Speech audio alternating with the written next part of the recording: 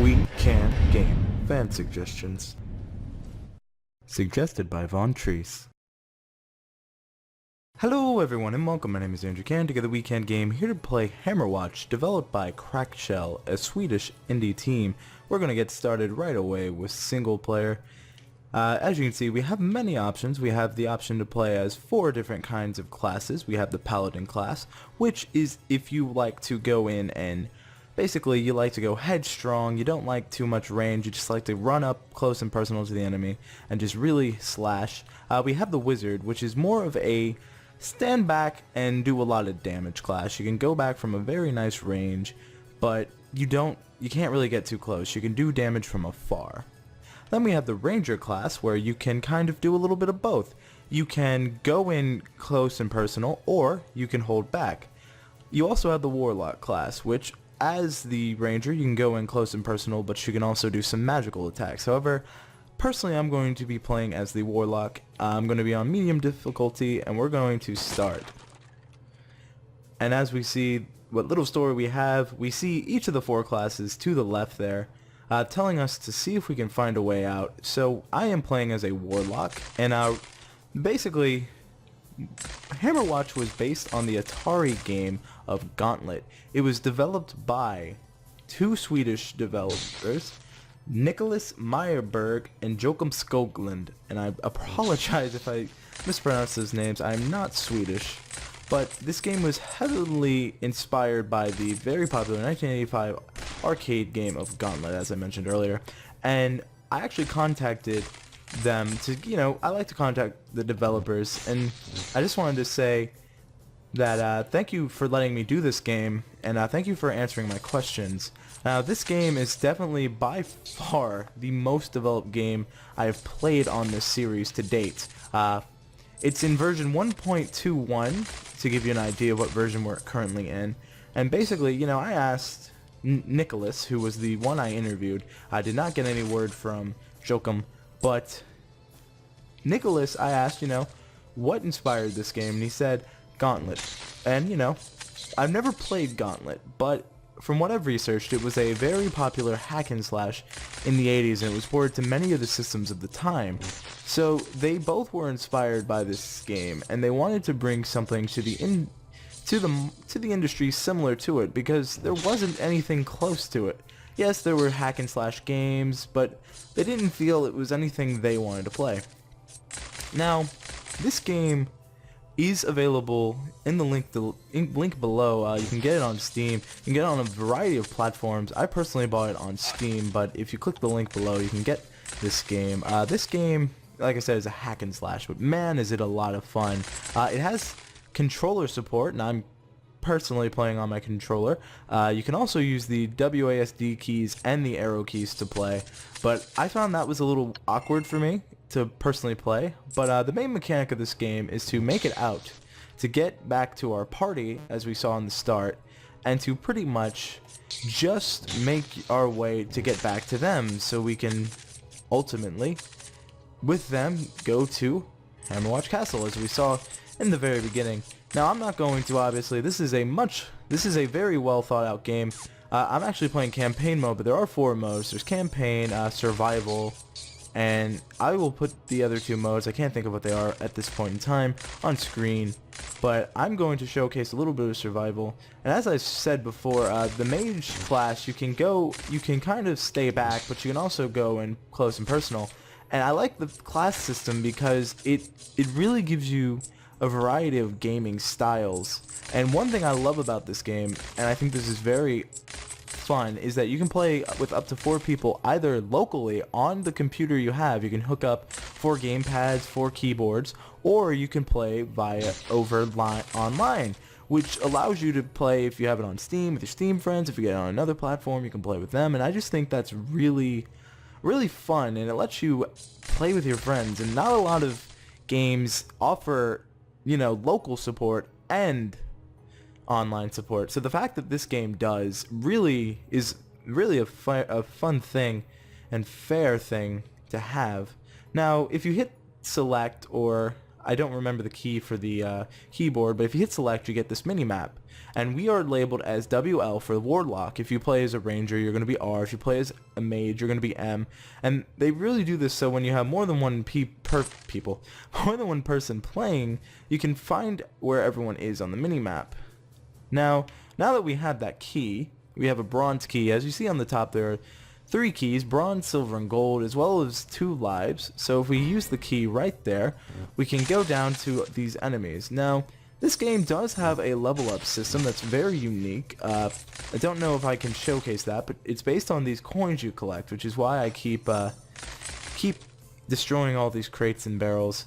Now, artistically, I really like the look of this game, but I understand it's not going to be for everyone. But man, this game is a lot of fun. I've easily invested a good bit of time playing it.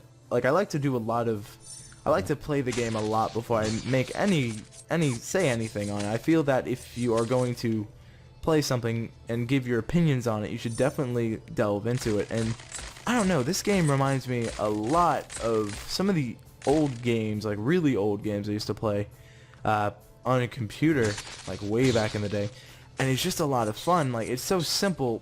And when you play with friends, I've had the opportunity to play with a few of my friends, and just the camaraderie you have and just the amount of fun, because each class, though in theory the same, plays so differently, and that's really important to a game's success. I like that each class feels different, and that's really says something to the game designers. Now, when talking to Niklas, I actually found out that they have many plans. They still have plans for this game, which is, I found a lot of the games I've played, I have been playing, are still in like early developments, but this one is mostly complete. But to find out they still have plans for this game made me really excited. Basically, the plans are they currently want to release 2 new classes, and this is all going to be free, by the way. It's going to be free in a content patch. Like I said, you have to pay to play this game, but it really is worth picking up. But you're going to get 2 new classes. They did not inform me what the classes are, so I don't know. And you're also going to get a new map, a new campaign. And that excites me, because I really do enjoy this game. So to get another campaign, it just really is going to add to the experience. And the enemies are pretty simple. You can see here we have slugs, bats, just pretty basic enemies. But as we go through, and as you play through this game, the enemies get more and more diverse. It's just really a lot of fun to encounter them.